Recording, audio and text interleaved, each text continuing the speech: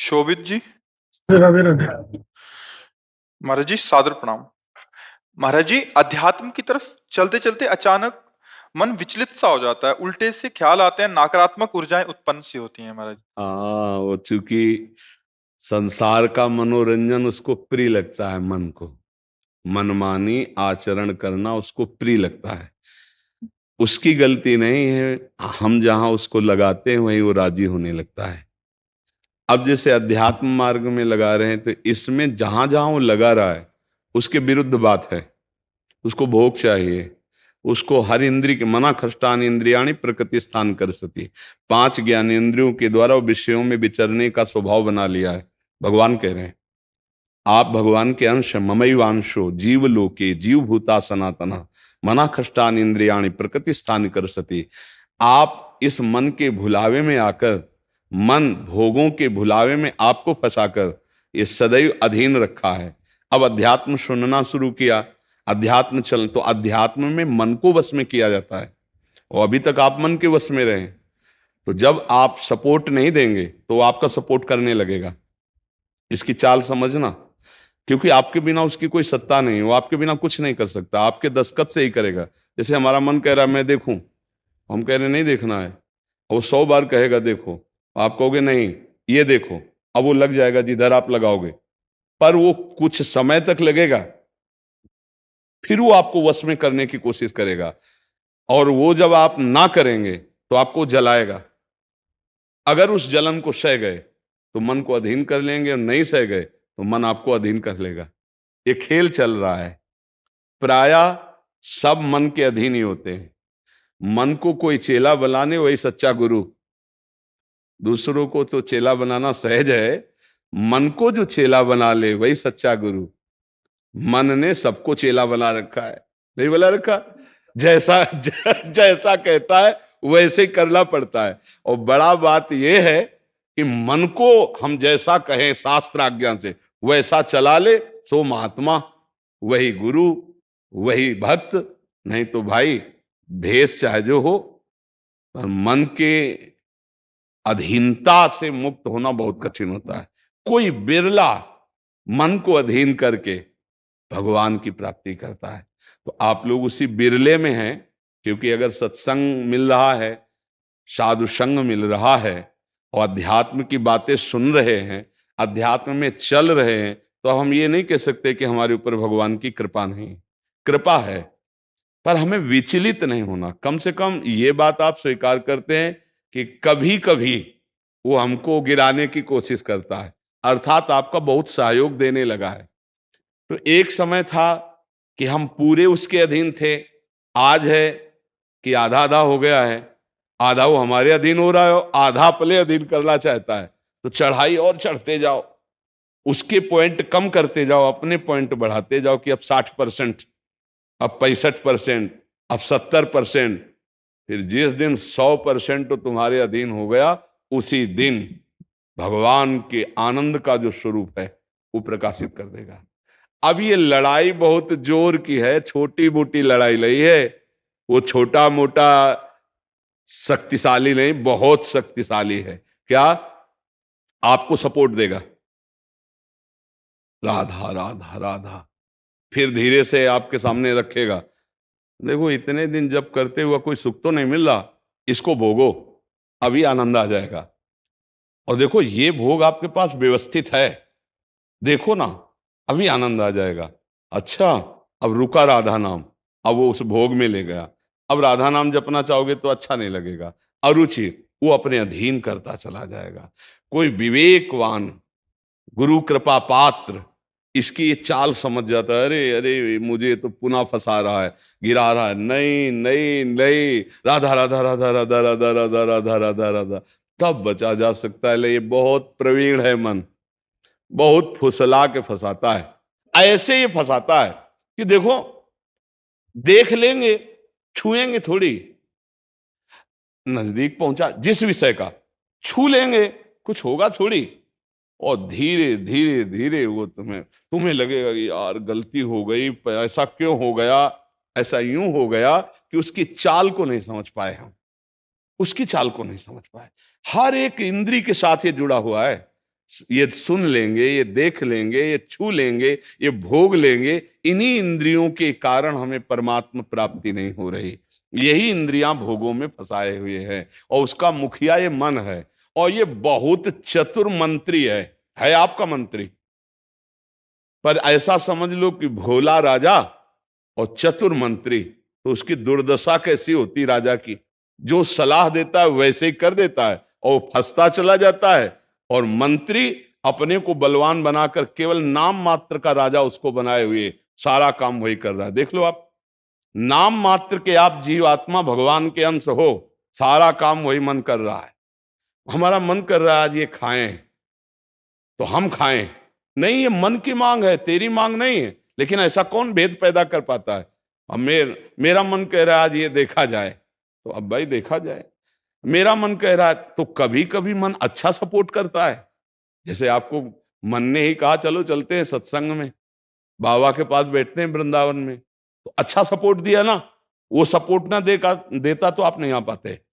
बस इसको अच्छे सपोर्ट के पॉइंट में लगाते रहो, और जब बुरा सपोर्ट करे उस समय सहना बहुत कठिन होता है।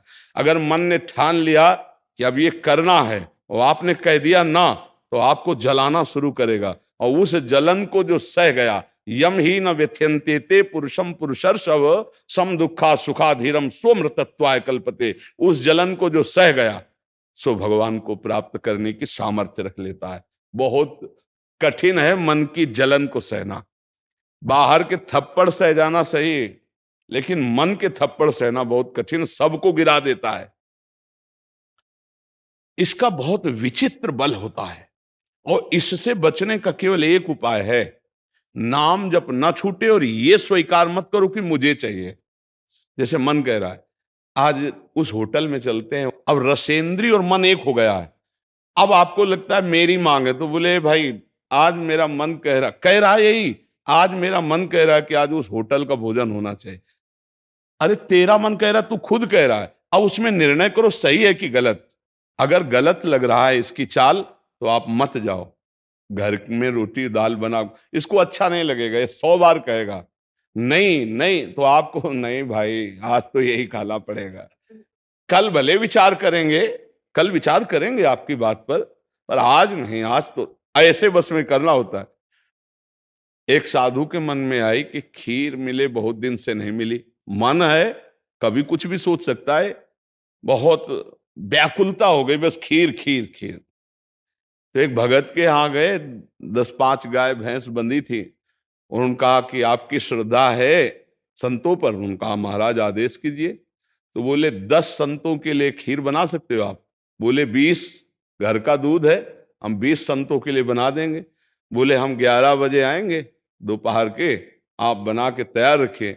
वो अकेले आए, तो उनका और संत, बोले और संत यही है सर। अकेले कमरे में बैठे 20 संतों की खीर, और कहा आप लोग बाहर हो जाइए, हम एकांत में पाना चाहते हैं। वो पाए, तो भाई 20 संतों के लिए खीर बनी, मतलब 20 पेट भर जाए। तो अब पाए, फिर एकदम यहां तक हो गए तो उल्टी हो गई, फिर मिलाया उसी को। फिर मन कह रहा नहीं अब खीर नहीं चाहिए, बोले नहीं खाओ खाओ खीर खाओ। रोमांच हो गया, नहीं खाएंगे एकदम। तो बोले जिंदगी में खीर का नाम मत लेना, जिंदगी। तो या तो ऐसे उतरो, या तो ऐसे उतरो। इसको वश में करना बहुत अच्छा। एकदम विरोध भी नहीं कर सकते आप इसका, चल ही नहीं पाओगे।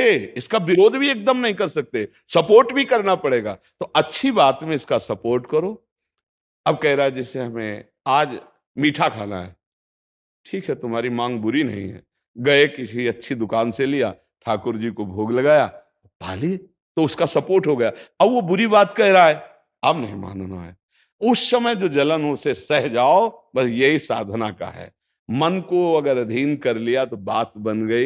एक हम बार बार सुनाया करते कि मन मारिया तन बस में की ना, हुआ भरम सब दूर, बाहर से कछ दिखत नाई, अंदर चमके नूर। आपो त्याग जगत में बैठे नहीं किसी से काम, उनमें तो कछु अंतर नाई, संत कहो चाहे राम। वो गृहस्थी में भी है। आप एक पत्नी व्रत लिए हुए धर्म से आप चलते हैं, दूसरी किसी माता बहन की तरफ गंदी दृष्टि नहीं, धर्म से धन कमाते, परिवार का पोषण करते, नाम जब आप महात्मा है, आप सतमार्ग के पथिक हैं, क्योंकि आप अपने प्रवृत्ति धर्म से चल रहे हैं और एक निवृत्ति में अपने धर्म से चल रहा है, तो वो महात्मा है। ऐसा महात्मा का मतलब केवल वेश से नहीं होता, महात्मा का मतलब उस लक्षण से होता है। अगर आप भागवतिक लक्षण से हैं तो आप भक्त हैं, आप वैष्णव हैं, आप महात्मा हैं। तो मनुष्य जीवन का परम लक्ष्य है मन को अधीन करके परमात्मा प्राप्ति करना। अगर मन अधीन नहीं हुआ तो परमात्मा प्राप्ति में बड़ी बाधा खड़ी हो जाती है। नाम जप करते रहो, धीरे धीरे वो बल आता रहेगा नाम जप से कि आप मन को अधीन कर लोगे। नहीं तो पीछे वाले बैच में यही कह रहे थे कि जितनी जेल भरी है ये सब मन से ही भरी है। नहीं बोले ऐसा क्यों किया? बोले मन ने कह दिया, आप क्या करें, और हम तो कहते थे नहीं करना, पर इस मन ने फंसा दिया, तो बोले 20 साल की सजा, अब भोगो जेल। मन की एक हरकत ने पूरा जीवन बर्बाद कर दिया, मन की एक हरकत ने फांसी पे चढ़वा दिया। वही मन की तो हरकत है। तो हमें लगता है बहुत होश में रहा जाए, ये जो मंत्री है सलाहकार मन, इस पर नजर रखी जाए कि इसकी गलत सलाह पे दस्तखत ना करो। और अगर आप इस स्वीकृति नहीं देंगे तो कुछ नहीं कर पाएगा, पक्का समझना।